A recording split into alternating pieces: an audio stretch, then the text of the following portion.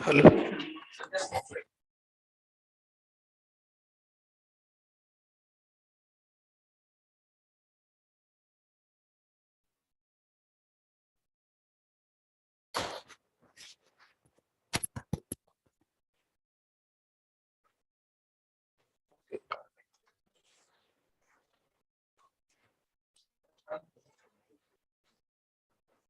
Okay, we can start.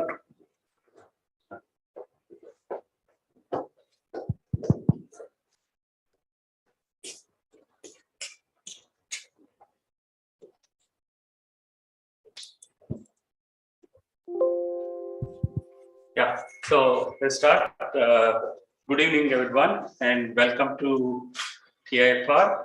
For those of you who are here, came all the way from Pune, and also many of you who have joined the call either on Zoom or YouTube. Let me once again wish all of you today is National Technology Day. Just in case you want to know a word or two about it, 1998, India tested a nuclear weapon, you can say, or nuclear device. And then since then, this particular day has been observed as, that is on May 11th. And every year on May 11th, it is kind of celebrated as a technology day. And it is to commemorate all the achievements of this country, both by the scientists and researchers and engineers, all other fields which are involved in varieties of science and technology developments. Today, it gives me a great pleasure on behalf of all of you, on behalf of TIFR, TIFR Director, Mr. S.K. Dharmadhikari, who is the Chairperson of Road Tunnels Advisory Committee, Ministry of Road Transport and Highways, Government of India, to address today's colloquium, which is titled as History of Tunneling and Tunneling Methods. And to just say a few words about today's speaker and also the importance of this particular day, I want to spend a couple of minutes. And as you know, the ASSET Forum, ASSET stands for Advances in Science, Engineering and Technology. This has been a forum which organizes talks which are essentially engineering centric for over now many years, I would say about 40 years. And every Friday at 4 o'clock, we have a talk given by one of the distinguished speakers encompassing these particular areas of science and technology. And who else? I mean, this particular forum has been hosting probably some of the proudest sons of this country and many distinguished engineers, and many of them are well known in their fields of research and study. And in that sense, it is again, once again, a great pleasure to host Sri Dharmadhikari today here.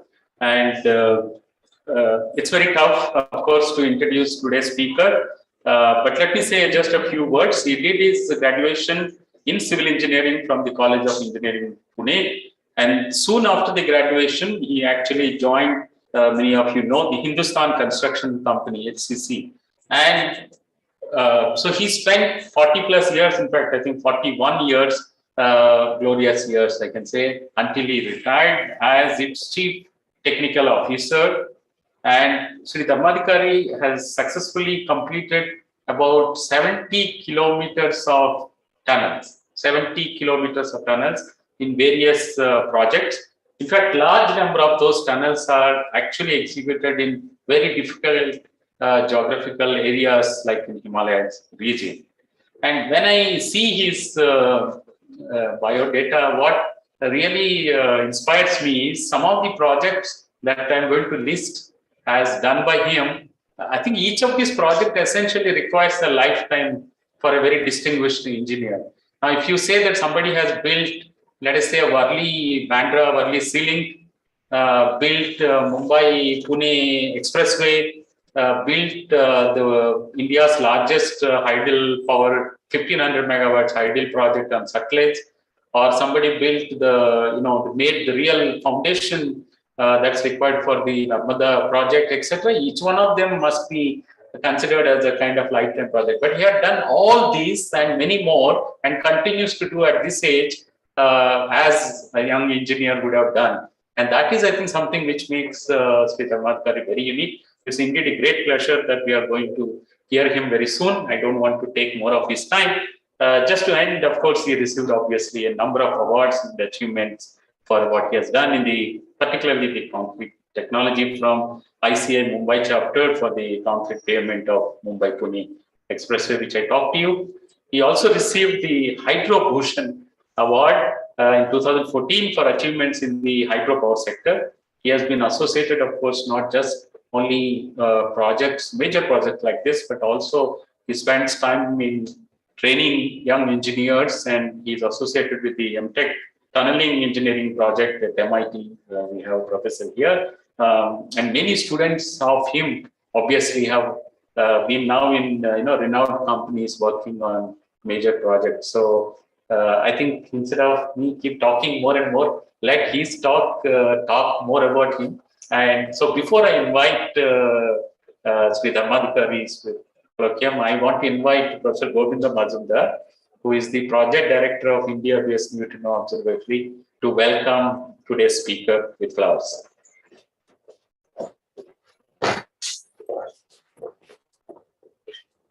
Nice to meet you. Oh, sorry, in the money is not there. Okay.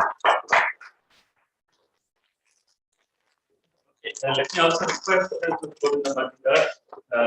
So I was talking to you today about the art collection at the airport. Yeah. The Compilation of all the arts. Good. Yeah. Thank you very much. Okay, so thank you very much. So with that, now the floor is open. Floor is for Sri Dharmadhikari for his collection. Thank you. Okay. Just a minute. अरे चेतन तो कौस्तु बोल रहा हूँ. Okay, gentlemen, it gives me immense pleasure to be here in front of you and share my experiences in the tunneling. I don't say that I am going to distribute some knowledge to you. I am going to share my experiences with you, or whatever I have heard, what I have learned about tunneling in all my 45 years. I want to share with you. So it gives me, I am very happy for that thing to be in TIFR. Now, the theme given to me was history of tunneling and tunneling methods. That is across the world. It is not only India, but it is across the world. So here the points through which I will be speaking will be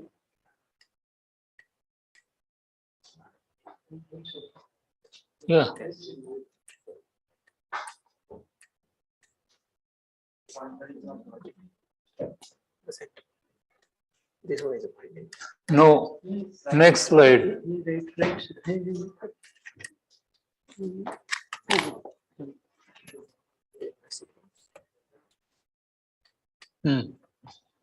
So the contents of my presentation are: first, the introduction for the tunneling. Second is what is the history of tunnels across the world, or whatever the tunnels have been constructed across the world. What is the history of them? What are the ancient tunnels and what is their application? Then evaluation of tunnels, how they came to today's situation by invention, by practicing different methods and doing so much of tunneling. Then inception of modern tunneling, which is being carried out as on date across the world. Then tunneling methods and recent tunneling in India. These are the points through which I will be taking you. The oldest ancient tunneling in the world tracks back to 2200 BC.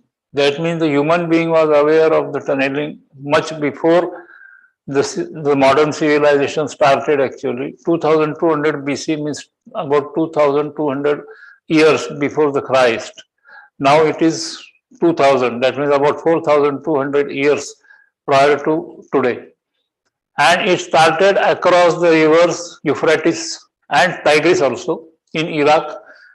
Now why Euphrates and Tigris? Because Euphrates and Tigris were having the civilization, earlier civilizations in the world where the human developed the civilization, and the tunnels were utilized in order to cross the rivers of Euphrates and Tigris to connect the two halves of the city of Babylon in Mesopotamia. Ancient tunnels have presence in Europe, Middle East as well as Asia. Humans used tunnels for transportation, irrigation, security, sewers, as well as for shelters. The earliest examples of underground structures in India were in the form of dwelling pits cut into compacted soil or soil deposits in Kashmir about 3000 BC to 500 BC, and this was brought to light by the Archaeological Survey of India. Now these dwelling pits what were constructed in Kashmir, because Kashmir, as per the geologists say, or as the geologists have found out, that Kashmir was a big basin of or a stilling basin for the water collection in that area, and there was a lot of compacted soil deposited in that area. It got compacted because of the weight of the water in that area or collected in that area, and then the drilling were done in the pits, or the pits were done in that compacted soil. Now, ancient tunnels and their applications. Here there are few photographs from Google. Now here you can see Euphrates tunnel in Iraq, the photograph. The tunnel is having a shape of rectangle, or you can call it as a square also. But it is not designed as square, it is a rectangular tunnel only. And these tunnels were utilized extensively for irrigation and pedestrian passages, which were brick lined at times. Why brick lining? In order to have the stability in the tunnel, or to provide or to avoid the seepage in the tunnels. Then the tunnel was built. This tunnel was built in about 2180 years or 2160 years BC.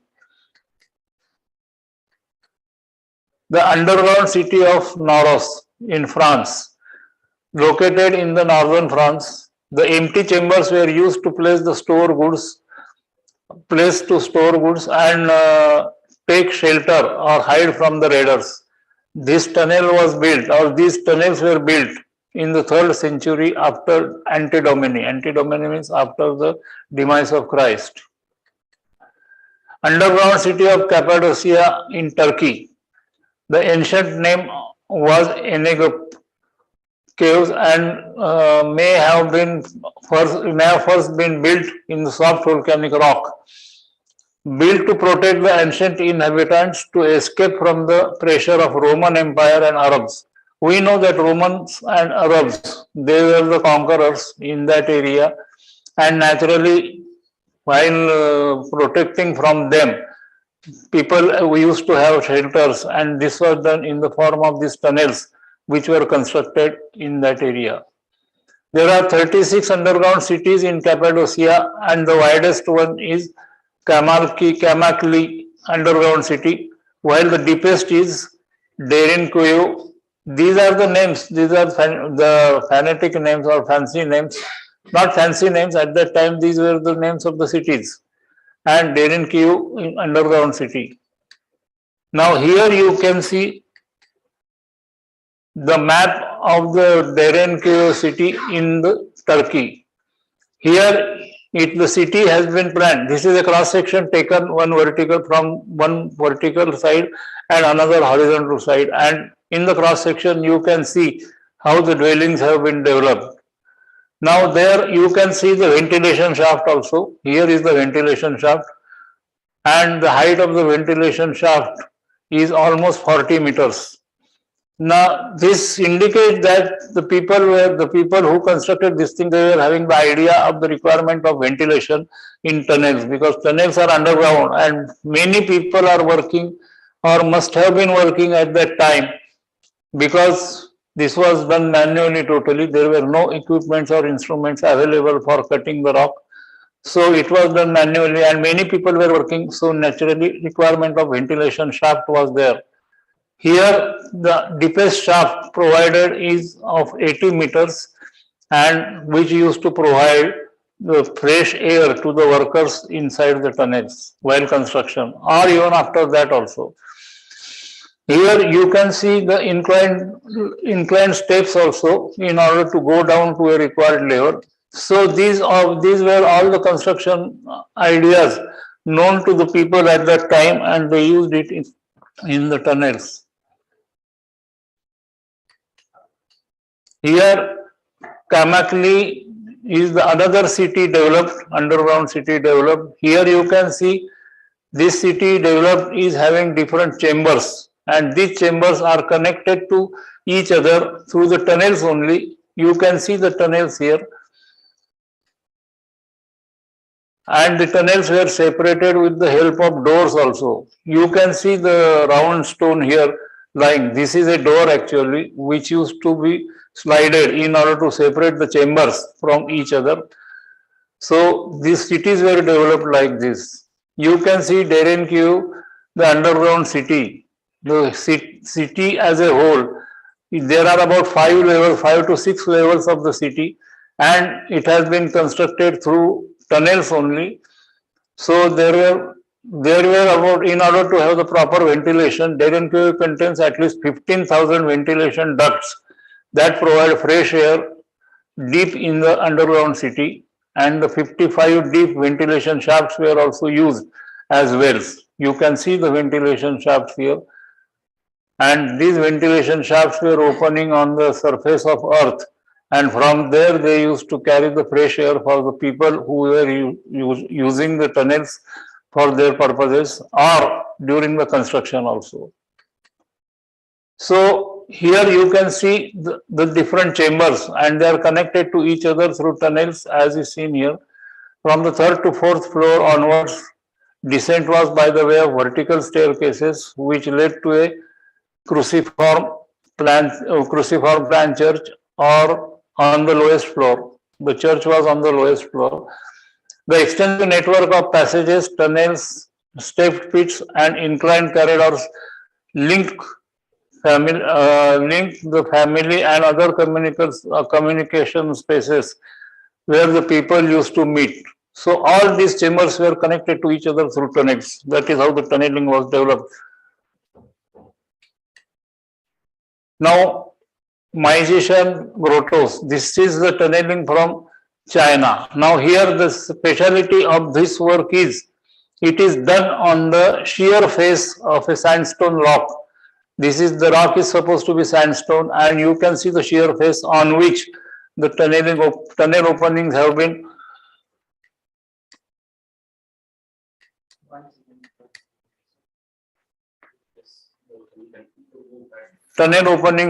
developed.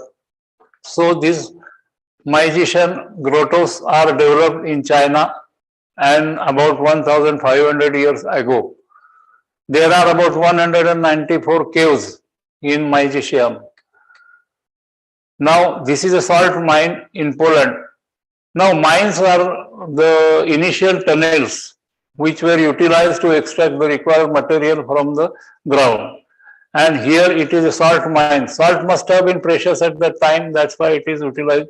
Because as is seen in this, the passage and the chambers for about 287 kilometers were excavated like this. 287 kilometers is not a small figure or a small length, but in order to extract the material, it was essential, and that's how it was done. Here, Veliska salt mines, and here you can see the use of the ventilation shafts.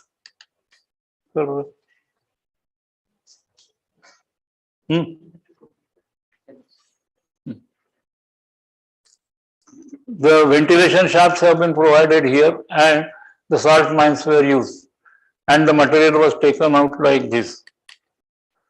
Shanghai tunnels, these are in China. Now Shanghai tunnels are the interconnected tunnels in near the Portland Island.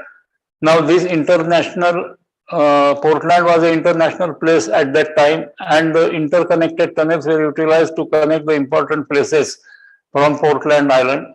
Portland has its own underground city. It contains network of tunnels, and it connects Portland old towns. Now here you can see what is seen here in the picture is the brick lining done for the tunnel. Now this is the brick lining which has been done for the tunnel. It not only supports the tunnel and makes it stable, but it also avoids the seepage. Because whenever we go for the construction of tunnel underground, there we see that the water seepage is there because of the cutting of the underground water table, and that's why the brick lining was required. Now here the tunnel length is substantial, it is about 12.5 kilometers, and it includes sales and escape routes also.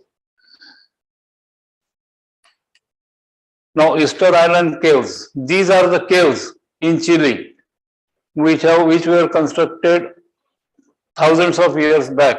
The caves were not only used as homes, which were preliminary used as homes, but this was not the sole purpose of these tunnels. The caves were also employed as greenhouses for the cultivation of fruits. Whenever there is a problem of cultivation, if the cultivation was done at that time through the tunnels also. Here you can see a photograph where the tunnel, taken from the tunnel, where the cultivation has been done. And this cultivation, nowadays we are doing the cultivation through the tents, which are called as greenhouses. This is a greenhouse effect only, which is given through the tunnels, and in these tunnels, the use of sunlight coming in the tunnel was used to have a proper agricultural development. Now, Burzam underground dwelling. This is in India, in Kashmir, used as dwelling pits. Pits providing excellent protection against cold and severe winter. You know that in Kashmir, because of the altitude and climate conditions, there are extreme heats also, and there are extreme colds also. So these pits were used to protect the people from winter weather as well as from the heat of summer. Cut into the compacted soil or deposits of the compacted soil, they provided shelter to the people.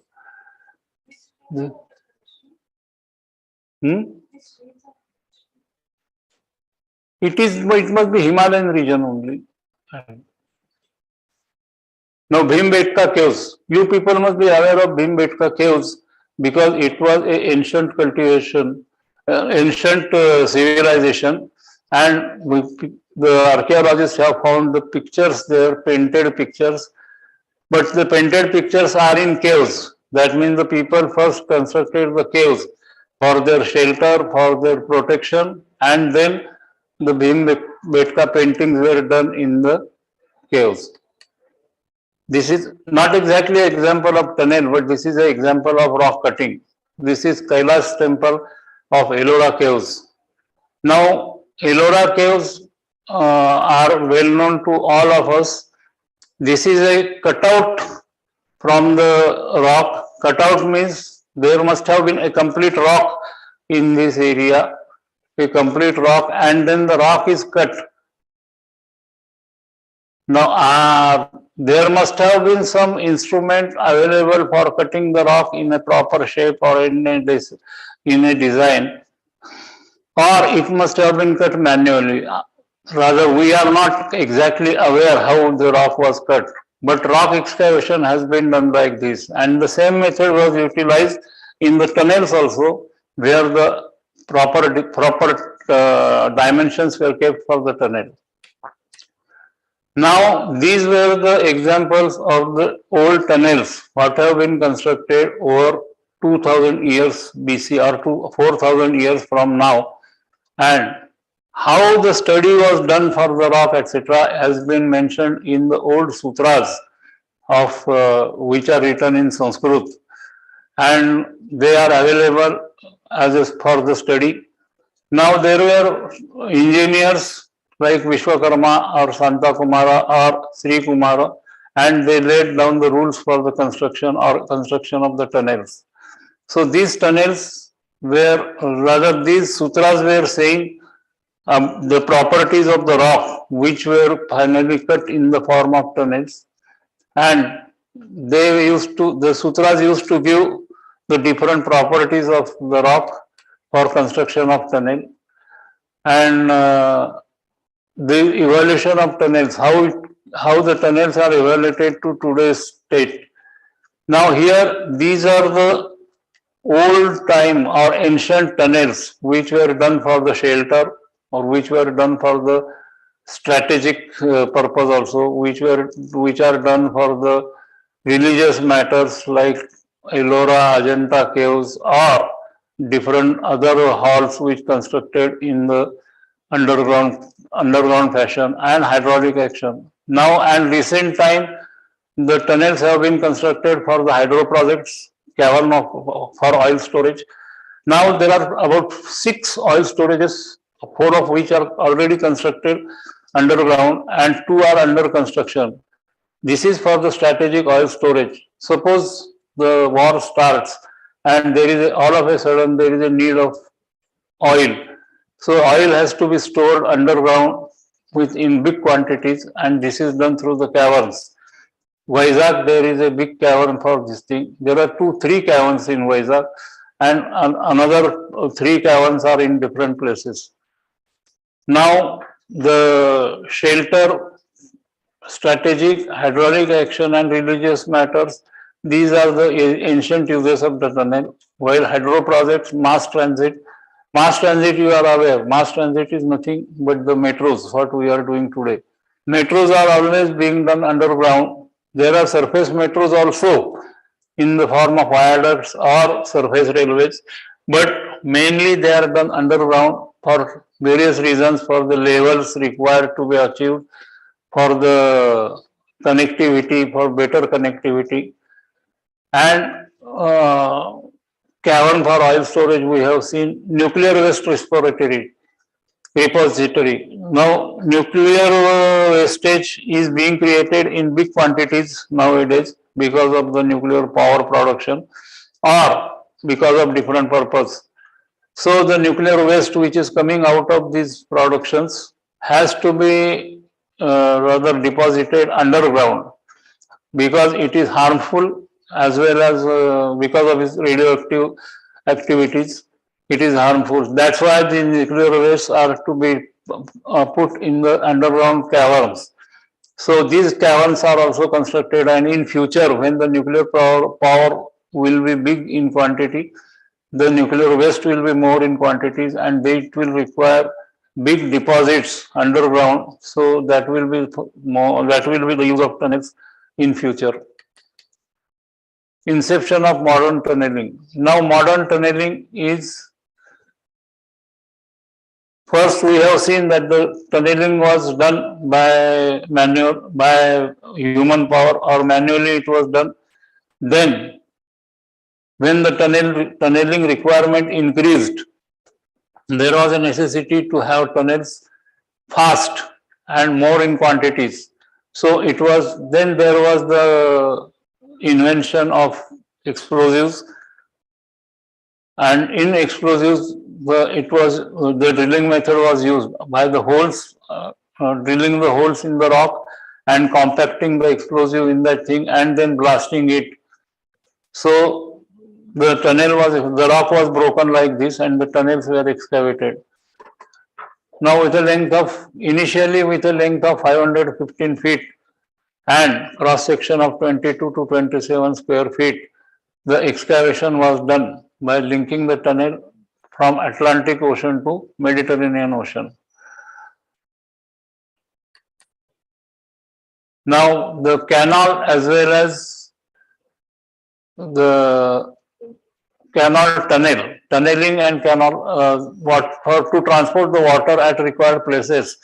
This is the photograph of a Bridgewater Canal tunnel built in 1761 by James Brindley to carry coal from Manchester to Worsley mine. Now Middle Ages. Then came the railways or the railroads, and the road communication also increased. When the rail was invented or the steam engines were invented in 1830, the railway started, and wherever there was rather obstruction in the railroads or railways, the tunnels were required to be built, and they were built through the shafts, as was done in the Woodhead tunnels, Manchester Sheffield Road. They were first shafts were excavated and the shafts were extended on both the sides in order to have the railroad to overcome the obstruction. Here you can see the tunnels excavated in the obstruction. That means it is a hill here, and in the hill the tunnels have excavated, and you can see the train ready to pass through the tunnel. So this is a Sheffield, Manchester Sheffield Railroad sector in England. In Middle Ages, when the combination of canal and railroad system was found out, it was utilized and they were very useful for the transportation of not only here manpower but also goods to required places. And since 1830 till today, all these tunnels are being constructed. Nowadays, you must have seen that the tunneling has become a profession actually. All the islands which are forming the country like Japan, they have been interconnected with each other. Now there are 242 islands in Andaman Nicobar Islands group. So we are thinking, rather Indian government is thinking of connecting majority of them to each other in order to have a proper use of the land there. So these are this is the way the tunnels are becoming useful and for different purposes. Here you can see by the use of dynamite and firing the explosives with the electric current, the tunnels are excavated like this. Here you can see that the lining has been provided with the help of stone masonry only. But nowadays it is being carried out with the help of concrete, because concrete is easy to handle, easy to produce, easy to support, and it is long lasting also. So it is useful in all these ways. Now, in order to have the drilling of holes to blast or to break the rock, there are two methods mainly utilized. One is of compressed air method and another is of hydraulic method. In compressed air industry developed the compressed air machines which are utilized to drill the holes, and then the blasting is done to break the rocks. So most of the distance rock tunnels have encountered problems with water inflows. So there are many cases where the water inflow, you must be remembering the Chas Nala, which was in the mines actually. It was a coal mine and the water ingress was so high. In fact, it sunk down, the earth sunk down there, and the water ingress was so high that there was a death of all the people working inside the tunnel. So like this Takiji peak in 1920 in Japan, there was extremely large inflows. So this is one hazard which is being seen in excavating the tunnels.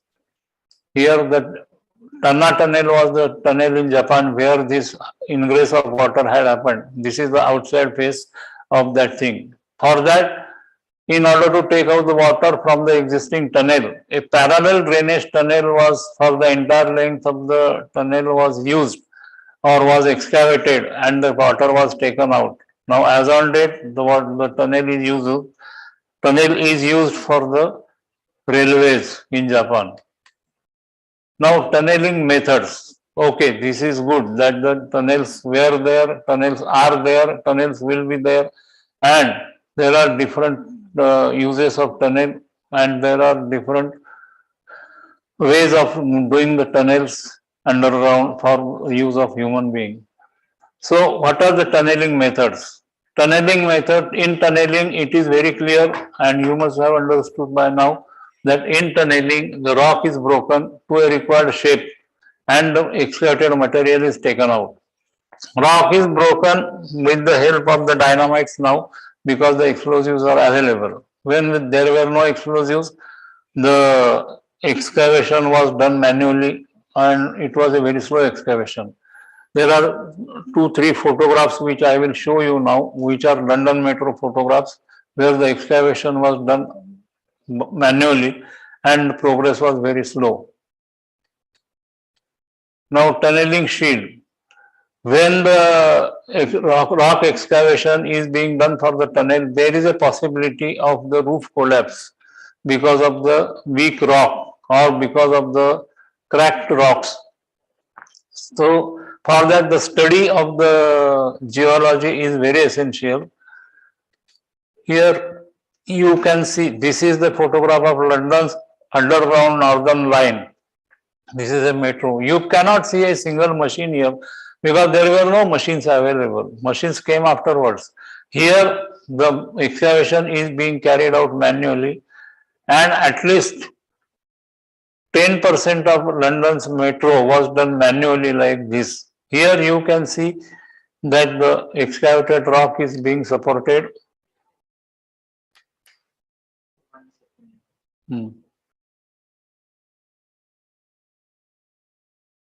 The excavation rock is being supported with the help of the steel supports in the shape of the excavated tunnel, and then they were supported with the help of lining after that. Now tunneling methods. These are the methods which I told you in brief. But tunneling methods you can see here. First, the planning and the route selection is done in case of tunnel because it is all underground work and the route selection is very important. Then you will have to decide whether the tunneling is to be done in the water or in the land. In water means there will be water all the time below the underground water, below the water level, and in land there will be dry land also at some places where the tunneling is required to be done. Then in water there will be immersed tunnel also, and in land there will be mined or bored tunnels and cut and cover tunnels. Cut and cover tunnels are also called as multi-drift tunnels, where the rock is very weak and requires supporting to be done. Here the tunnels are carried out in a shorter length and then they are interconnected with each other in order to have the rock cut. And then finally when the tunnel is done, it is connected or it is covered with the help of soil in order to have the protection. Now here the rock tunneling, soft ground tunneling and ACM tunneling is required to be done. ACM tunneling is nothing but the multi-drift method tunneling. Rock tunneling, you know that it is done with the help of the explosives. The holes are drilled and the explosive is charged in the holes and then they are blasted in order to break the rock. Soft ground tunneling is required to be done with utmost care because soft ground is unstable by nature itself and there is a likelihood of collapsing of the roof when you are going ahead with the tunneling. So there are different methods of supporting the roof also in the form, and it is in the form of rock bolts and shotcrete and concrete lining. As we have seen the photographs of brick lining as well as stone lining, there are concrete linings also where the roofs are supported. Now immersed tunneling. Now there is a video here, no? Show the video. Dredging will be carried out by specialised dredgers to ensure a precise and smooth base in the tunnel trench. Dredging methods have been selected to minimise sediment spill and limit the impact on the surroundings and the environment. The dredged material will be transported on barges to designated landfill areas along the coast, primarily on the Danish side. In the holding area near the trench, the tunnel element will be hooked up to floating pontoons. Then the element will be towed to its immersion site.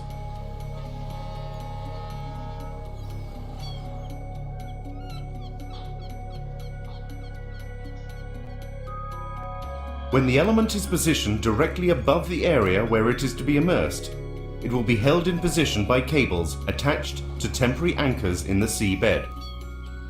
The tunnel element is now ready to be lowered onto a gravel bed foundation that has previously been laid in the tunnel trench. Ballast tanks that have been fitted to the element are gradually filled with water to sink it. As the element slowly sinks, its movements are controlled by mooring wires. The new tunnel element is connected to the prior element.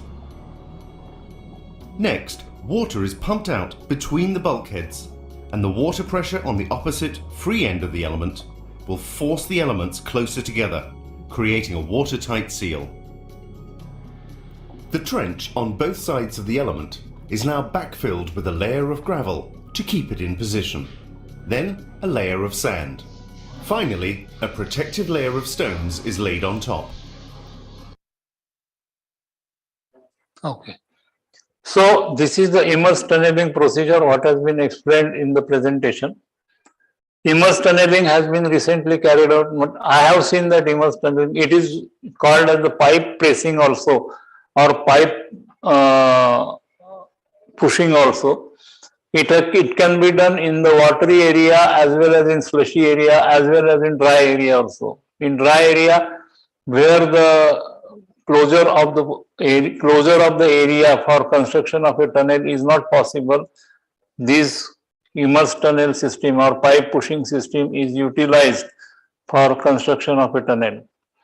And immersed tubes can also are often used in conjunction with other forms of the tunnel at their end, such as cut and cover or bore tunnel. So cut and cover tunnels is excavating full or cutting the rock to the full height and then constructing a tunnel or boring a tunnel there or constructing a tunnel there and covering the area with the parent material. Next. Here you can see a cut and cover method. There are two methods of cut and cover. If you have you seen any construction of metro stations? Because in metro stations, both these methods are utilized at many places. In Delhi, we have done the top-down method because of the traffic and other congestions in the cities, and bottoms-up method has been utilized where there is no obstruction for the traffic, etc. So top-down method, you can see it is explained here. To commence the first tunneling drive from Subhas Sarobar site, the cut and cover methodology is adopted. First, a guide wall is constructed to define the exact layout of the diaphragm wall, commonly known as D-wall. See, the top-down method has been utilized in Mumbai and Pune metro also. So there, because of the traffic, which was not possible to be stopped, they utilized the top-down method, and here it is explained. Go ahead.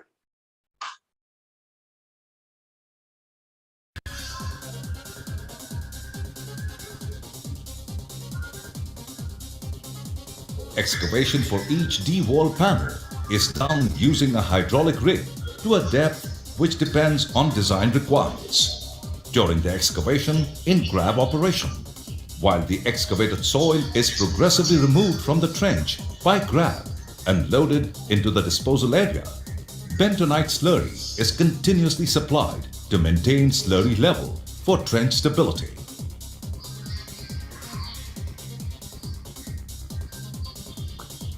The stop ends are lowered.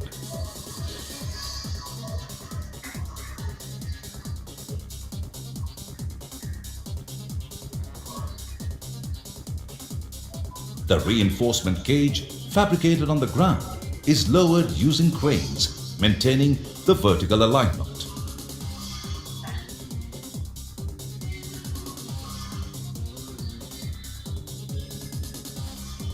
The couplers are fitted to be left open to join with slab rebars at a later stage.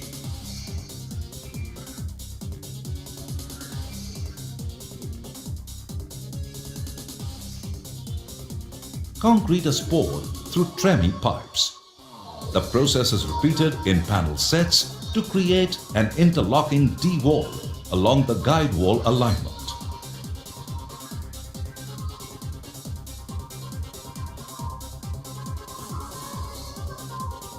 Excavations for slabs are done within the D-wall zone. On reaching a certain depth, the first slab, called the roof slab, is constructed with temporary openings for access. The rebars of the slab are coupled to the couplers of the D-wall, left open previously.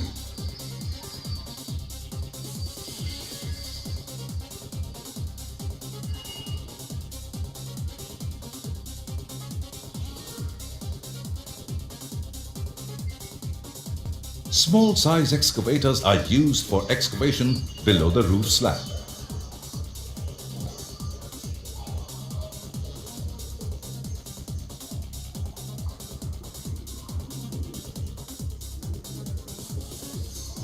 As more depth is obtained, temporary structural supports are provided to counter the soil load on D-wall. This is how they go down, top-down method. The base slab is constructed similarly as per the requirement of the site.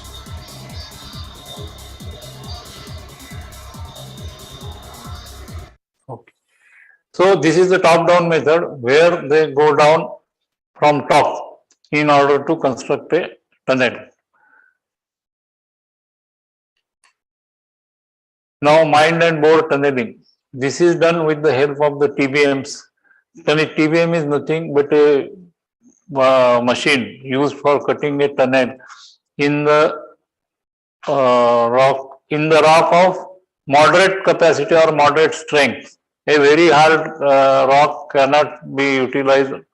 A very hard rock cannot be cut with the help of a TBM because TBM has got its own limitations.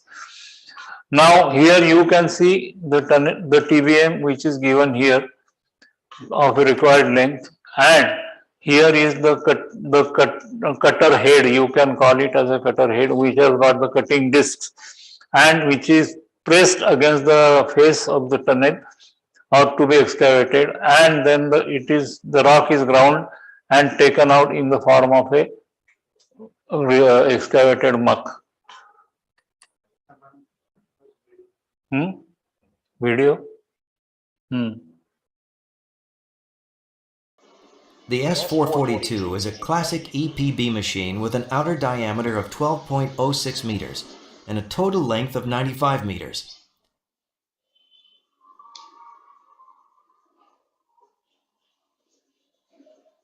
With its rotating cutting wheel, the tunneling machine breaks the material from the tunnel face. The material is then transferred to the belt conveyor system in the rear of the shield via a screw conveyor, while the hydraulic cylinders press the machine forward continuously. The reinforced concrete segments, known as lining segments, are installed under the protection of the shield skin.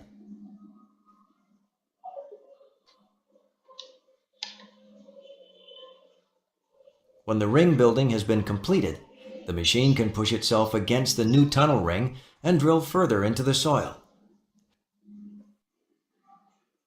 The 83-meter-long backup accommodates all logistic facilities necessary for the operation of the overall system. The working method of an EPB shield is basically made up of two phases, the tunneling phase and the ring building phase. During the tunneling phase, the cutting wheel, which rotates at a speed of up to 2.7 revolutions per minute, is pressed against the tunnel face with a pressure of up to 400 bar by means of hydraulic cylinders. 24 hydraulic motors drive the cutting wheel via a gear rim, developing a drilling torque of up to 38,000 kilonewton meters. Under this high pressure, the disc cutters and cutting knives made of high-strength steel loosen the material at the tunnel face. If necessary, the soil can be conditioned with water, bentonite, or foam using the injection systems located on the backup. With the help of nozzles integrated into the cutting wheel, the corresponding conditioning medium is injected into the soil, which is pressed into the excavation chamber by the existing earth and groundwater pressure. For shield tunneling in non-stable soils, a loss in stability at the tunnel face is compensated by creating a support pressure. In the case of the earth pressure balance shield, the soil which was excavated by the cutting wheel is used to support the tunnel face. In order to reach a state of equilibrium, the support pressure is transferred by the hydraulic cylinders via the bulkhead to the soil, which avoids an uncontrolled penetration. The soil prepared in this way can now be transported from the invert area of the excavation chamber to a belt conveyor by a screw conveyor. The screw conveyor is driven by 2 hydraulic motors which have a power of up to 400 kilowatts.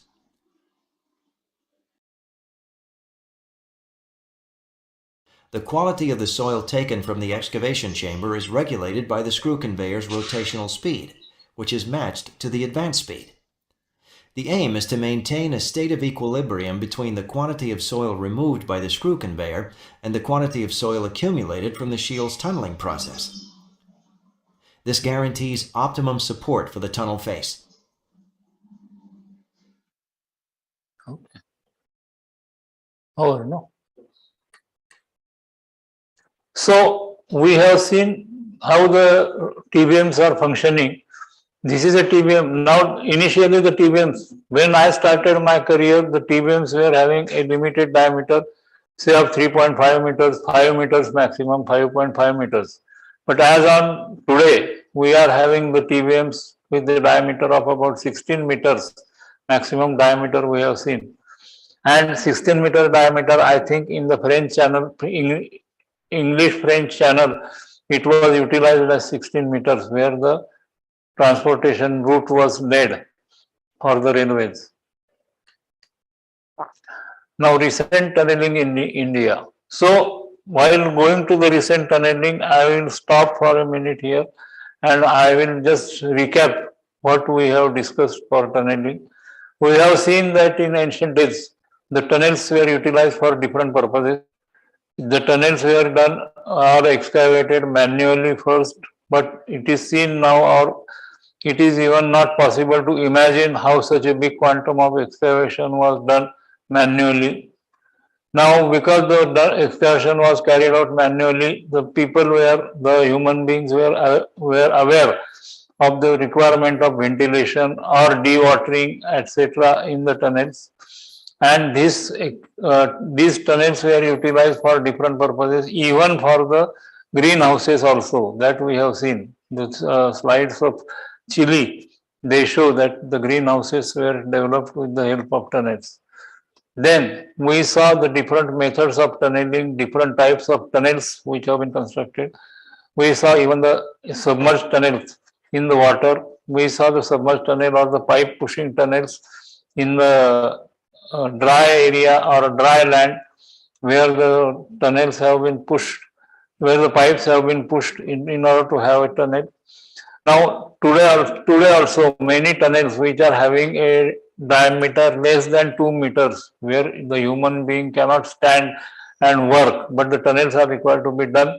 There the pipe pushing method is utilized for excavating the tunnel. In mainly for electrical layouts or cable layouts and for metros, etc., the pipe pushing is utilized for forming the tunnels. Now we will go for the modern tunneling methods. Now here there is a case study of, not case study, there is a study or there is information about 4 projects in India which have been done recently. Now, first project is Chamera hydroelectric project, which has been constructed in HP. This is 540 megawatts, that means 3 turbines or 3 generators of 180 megawatt capacity have been used in this to produce the electricity. Here you can see the layout of the project it is across the river Ravi. This is the river flowing from here, and here the dam is constructed at one end of the project, and then the tunnel length has been excavated in order to take the water is stored in the dam, and from the reservoir the water is carried out by gaining the kinetic energy because of the level difference. It is taken through the tunnels. Here the tunnel is of about I think 6.4 or 6.8 meters, and the diameter is almost 10 meters finished diameter. It is a line tunnel. There are other constructions which are carried out for the access tunnel for the excavation, then the headrest tunnel, then the surge shaft, then tail race tunnel, different components of the hydropower station which are required to be constructed for the hydropower are constructed here. Here it is the cross section of the powerhouse. The powerhouse cross section, rather I was telling to Mr. Vivek Datar and his associates, to Mr. Satyanarayan also, that construction of a cavern in any type of rock is possible, provided it is done systematically. Here you can see the diameter, the size of the cavern is about 28 to 30 meters up in the bottom width. The height is of about 40 meters and the length of the powerhouse is about 120 meters. Now here they intend, rather TIFR intends to have a underground laboratory which is comprising of a cavern like this. So such a cavern can be built in any type of rock provided the proper supports are given. We have seen the different methods of tunneling through which the different shapes or different caverns or different tunnels can be excavated. So this is Chamera powerhouse, which is as on date producing the power, and the power produced is 540 megawatts only, not only, much more than 540 megawatts because the water availability is good. Chamera hydroelectric stage 1 is a pondage scheme to harness the hydropower potential across the river Ravi in Chamba district of Himachal Pradesh. The project comprises of 120 meters high, 295 meters long concrete arch gravity dam. The project houses 3 units of 180 megawatt capacity each, designed to operate under the net rated head of 185 meters and designed to generate 1664.56 million units in a 90% dependable year capacity with 95% machine availability.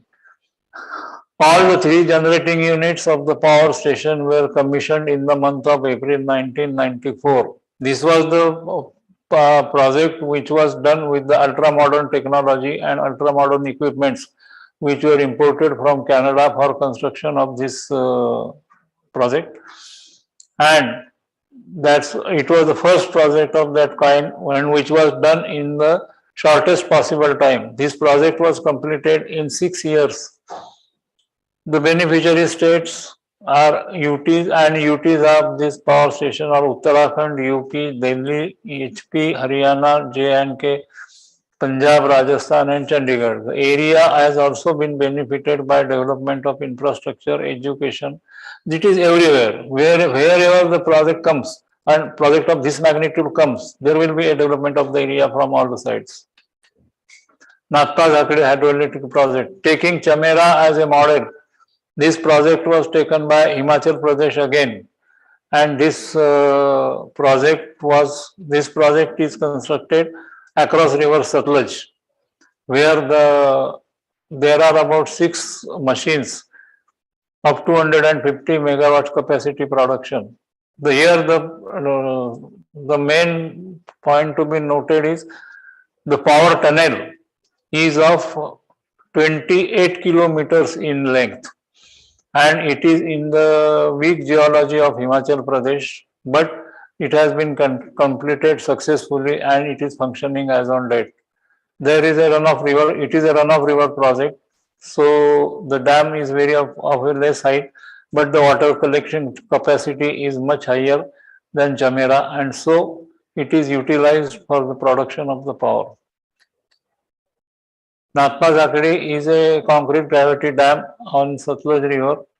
The primary purpose of the dam is hydroelectric power production and it supplies a 1,500 megawatts, that means 20 lakh HP underground power station with water. Before reaching the power station, the water is taken through a 27.4 kilometer headrace tunnel. And the construction of the project began in 1993 and it was completed in 2004.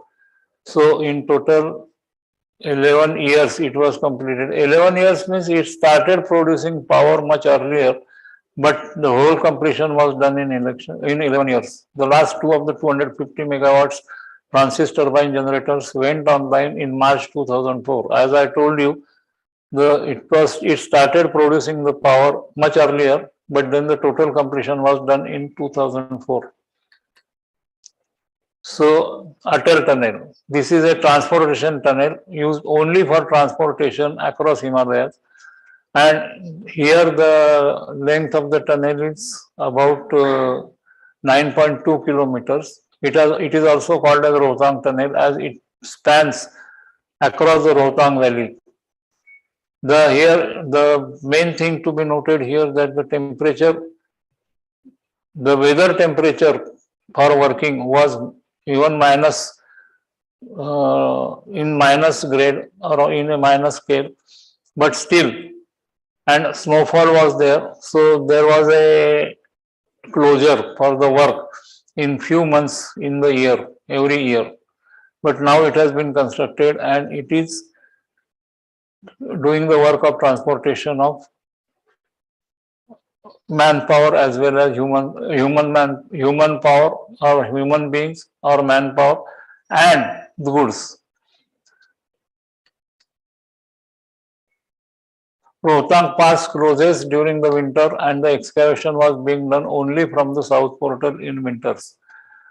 So there were incidents of heavy ingress of water as it is the project is in Himalayas, and Himalaya, you know, it is weak rock as well as it is a water prone area or seepage prone area. So many a times the seepage or the ingress of water slowed the progress from 5 meters per day to just half a meter a day, and that's why it took this much time for the construction. Now Zojila Tunnel is not yet completed. It is under construction as on date, and it is spanning between Srinagar and Jammu. So being in a cold weather area, Zojila Tunnel, which is of 14.2 kilometers in length, the work is carried out when there is no snow. There is a photograph also, I am showing it. This is a photograph, you can see this much is the snow deposited. This is the alignment of Zojila Tunnel on which the trucks are plying, carrying out the material. And when the tunnel will be there, naturally this road will stop on the top and the people will be traveling through the tunnel. This is in the month of December. Any month, any year in the month of December, this will be the situation and the work will stop. But still, once you enter inside the tunnel, there will be some work going on all the time and it will be a perennial work. You can see this is the photograph of the shaft, construction shaft as well as ventilation shaft to be constructed on Zojila Tunnel, and the diameter is almost 12 meters. There are three shafts actually, 9 meters, 6 meters and 12 meters. This is a photograph of the Zojila Tunnel which is carried out. The excavation is being carried out. It is a video. Video, okay. Sir.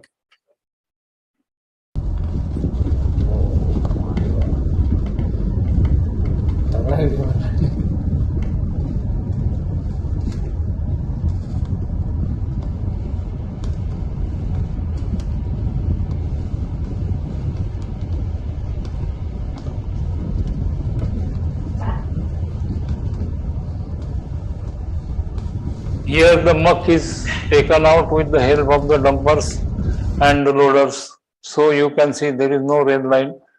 Otherwise, the mucking system will be different. It will be with locos and wagons. But here it is carried out with the help of dumpers. Thank you. I don't know whether I have created many questions in your mind or I have sorted out some questions of your mind, but still I am ready to answer your queries. If at all they are there, kindly let me know. Yeah, thank you very much. So I think there are already, I can see quite a few questions. So let us start with. Okay, I can shout. So this is in ancient time, when they make this underground cover, how they use the light and other, there is a big, almost residential area, big cover. So the light, how they use the facility of the light? See, your question can be answered in a different way. See, today there are dramas with lighting arrangements, and it is even mentioned in the credits that lighting is done by XYZ like this. So, but in past also there were dramas and the lighting was provided for the dramas also. Same thing is for the tunnels. The lighting must have been provided with the help of some torches and something burning so that it can be utilized. I mentioned specifically for this the ventilation system knowledge as well as the dewatering knowledge, because ventilation system was known to the human being for the excavation of these tunnels, and naturally when the supply of fresh air is there inside the tunnel, there is no problem of taking out the smoke or some poisonous gases. Okay, thanks. This immersion kind of tunnels underwater, so they have to be sort of prefabricated when they go in. Yes, the picture what I showed you is a joining of the segments. Segment means one small part of the tunnel which are constructed outside, they are precast. And when they are taken to the water or where the tunnel is to be constructed, they are joined together and then they are put in the place with the help of tension wires, which is pre-stressing actually. And once it is done with that tension wires, they are joined together. The joints are sealed properly so that there is no leakage of water. That is how it is constructed. Another question I had was about, you showed I think the Sheffield train tunnel, and you showed that iron lining was being constructed. Is that lining constructed in sort of precast pattern? It is not iron, whether you are talking about the steel supports. The steel supports. So are they taken inside again in terms of prefabricated or? They are prefabricated. They are to the shape of the tunnel, excavated tunnel, and they are prefabricated, fabricated outside the tunnel, taken inside, joined together, and put in place. Finally, they are covered with the lining. If the lining is done with the help of concrete, they are encased in the concrete. They are embedded in the concrete. If the lining is done with masonry, they are embedded in the masonry. So that is how they are steel supports. It is not a lining.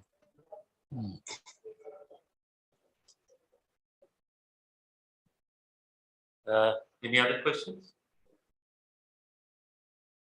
These are what you told is like just to see in the gold mines. So where the tunneling happens, so there used to be a kind of standard sizes of tunnels, and then the half circle kind of thing, or 3/4, that is already kind of bent and then brought down by shaft and in mines, you are at freedom to take the shape of the tunnel as you want, because I mentioned in my speaking that in mines, as more you excavate, more you get the material. That's right. Say in Kolar, you are going to get some gold particles or gold lumps in that thing. The more you excavate, more you get those lumps. So it is like this. Now, there was rather you must have heard about the name of biggest dam in India, Sardar Sarovar. Now, Sardar Sarovar was having a foundation in weakest rock. Rather, I will put it as a difficult most work I have done in my life. So it was the tunneling through, and the weak rock was excavated for the foundation. Instead of excavating it fully, we excavated it through the drifts and shafts. Drift means nothing but a tunnel. Now, but there the tunnel was done as per the profile of the weak rock. So there was no fixed shape of the tunnel. There was no fixed level of the tunnel. The tunnel was going as per the availability of weak rock or formation of weak rock, and then it was scooped out or excavated out from that thing, and then finally that gap was filled with concrete. That is how the foundation was strengthened. So in mines like Kolar or in other mines also, even if you see any manganese mine or anything, there the tunnel is not of a particular shape or constant shape. The tunnel is done or excavated in order to extract the maximum quantum of the material from the availability. So it is not a fixed shape. So, one thing that sort of surprised me was that this boring machine had a length of some 83 meters. Why is so much length requirement? I would imagine. So, are all boring machines have to be of this length, or was that a special one that was? May not be 83 meters as such, but they are always more than 50 meters. They are more than 50 meters because the components which are forming this tunnel boring machine or which are comprising of this tunneling machine.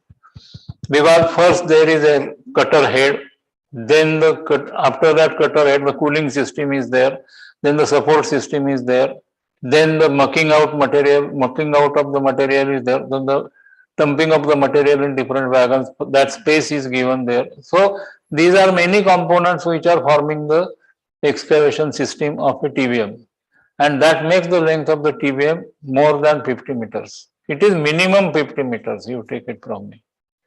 So once, for example, used in Mumbai Metro are also of similar length. They are about 30-35 meters. There the quantum of muck which is being taken out is less. Less means the portion of the tunnel cut is kept less. In one go, you go maximum for 8 to 10 meters. Then you stop. Then you take the TBM again back. Then again you start cutting. So, but in other tunnels, say about irrigation tunnels in Andhra, which were done by this thing, TBM, the irrigation tunnel length was more than 30 kilometers, 40 kilometers like that. So if you do 7-8 meters every day, it is going to take a lot of time. So the more length is cut and the material taken out is more. So the length of the TBM provided for dumping this muck or taking this muck out is more. Naturally, the length of the TBM is more. Sir, what you said, the cities like metros versus irrigation tunnels, because there are also other problems in the city regarding various structures and sensitivities that are involved. In irrigation tunnels, as you said, it's like just going through most of the time uninterrupted just because they are in the open field. Maybe that also helps you how much length you can exert. Yeah, but not necessarily it should be in the green fields only or in the fields only. It can go below the cities also because it is finally transporting water from one place to another place. So irrigation tunnel is for the fields and it depends on the position of the fields and the water reservoir, how much should be the length of the tunnel. So it is like this. Yeah, so my question is relevant to TBM machine itself. I'm curious to know that when they are tunneling from two sides, what is the technology they use so that they can align both, the tunnel in such a way that from both sides they come and coincide? See, we have been discussing just before this lecture, we internally were discussing about this. I was really fascinated with the experiments they are doing in TIFR and the equipment they are provided. There it is the finest alignment what he explained me, and there were total stations put on the equipments in order to have perfect alignment. So like that, the alignment is most important. When you are starting tunneling from both the faces, now today there are TBMs of this thing, but if you are going to do it with the help of drill and blast, you are going to achieve a progress in one single blast maximum 3.5 meters or 4 meters, not more than that thing. So it will be pieces of tunnels excavated and finally they are to be connected with each other with the accuracy of centimeters, if not millimeters. And this is done with the help of the tunnel, with the surveying. There are very fine surveying instruments available nowadays, and they give you the accuracy. I have seen, or rather, we have done a tunneling of Chamera, I have told you here, Chamera stage 1. There the length of one tunnel, which was in a very critical geology, the length of the tunnel was about 6.4 kilometers. Now we started it from both the ends. Now we means we were two different contractors. One was Hindustan Construction, which I was the project manager, and another was Continental Construction, where the other different project manager was there. But the surveying instruments were utilized in a very proper way, and we made this tunnel through with 1.5 centimeter accuracy. So 6.4 kilometers with 5 centimeter with 1.5 centimeters is excellent work, I can say. In this. So this is depending on the surveying equipment you are developing and the people who are utilizing the surveying instruments and their expertise in utilizing that thing. So is it the laser beam which try to align with respect to the reference and then you keep on doing the cutting? That what is the technology? Yeah, for each blast, for each progress which is being done, blast means drilling and blasting in order to go ahead. For each blast, there is a profile marking. The alignment of the tunnel is checked for each and every blast, and they see whether it is going out, whether it is exactly in line, or whether some improvement is required. Accordingly, the adjustment is done in each and every blast, and then finally this accuracy is achieved. I have a question. What is more challenging, whether tunneling in mountainous regions or tunneling in urban areas like Mumbai for metro? This is a question like which patient is more difficult to tackle, TB or cancer or what? See, everywhere it is important. Because the challenges are different in different No. locations. Here the excavation is underground. Excavation is underground. When you do it in urban areas, there are buildings on the top, but at the same time, there is a distance between the two buildings. There is a gap between the two cities. There is a gap. So there are some positive points also in that thing, but both are different because the stability of the roof is important in both the cases. Otherwise, the tunnel will collapse and the top structures will be having a problem. So both are important.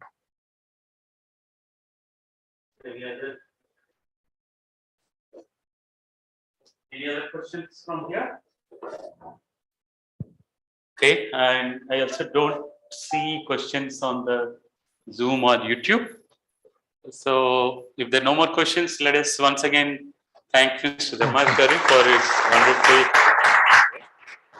and we expect him for many more years of wonderful and healthy life so that he can keep excavating more and more tunnels, and he will soon make 100 kilometers of tunnel. I think 100 is very close by. You already would have crossed as we are speaking. No, but those 70 kilometers have been done in 40 to 43 years. So, but they, sir, it won't be linear. Now you are more experienced. I'm sure it will be. Yeah, so I'm sure about it. So maximum of my tunneling in my life I have done with drill and blast method. TBM I have utilized only in the last stages of my career, where the tunneling was done with the TBM. So naturally, when you do drill and blast, the progress of the tunnel is limited per month or per year or per day. Okay. I was about to thank you, but I think again more hands are being raised. I'll just come. He was giving the talk. He was mentioning this mountaineer. We never use this boring machine. All are blasting. So no, it is not a rule like this that in mountainous area you should not use TBM. In folded rocks, you should not use TBM. Folded rocks, that gets like Himalayas. Himalayas, it is very difficult to use the TBMs. But at the same time, I can give you one example in Kishanganga project, which is on the line of control of Pakistan and India. There the tunnel is of 28 kilometers in length. And out of this 28 kilometers, 14 kilometers is done with the help of TBM and 14 kilometers is done with drill and blasting. Not because of that we were having sufficient time. It was because of the cost. because TBM cost is very high that way. So we have done it like this. So the folded rocks are having a property of falling down, or the folds are unfolded when the tunneling is done down below. So the TBM, the folded tunnels are creating problems. Yeah, I think you were mentioning other problems. Okay, I hope Arnab we can have with the chai because it's already 5:30. So once again, let us thank Dharmadhikari sir and thank you very much. Please join for tea by the side of West Canteen. Sir, I could not meet you in the before lunch. I had other meeting. Okay, But I hope with your success, we can make the tunnel in Himalaya. sure.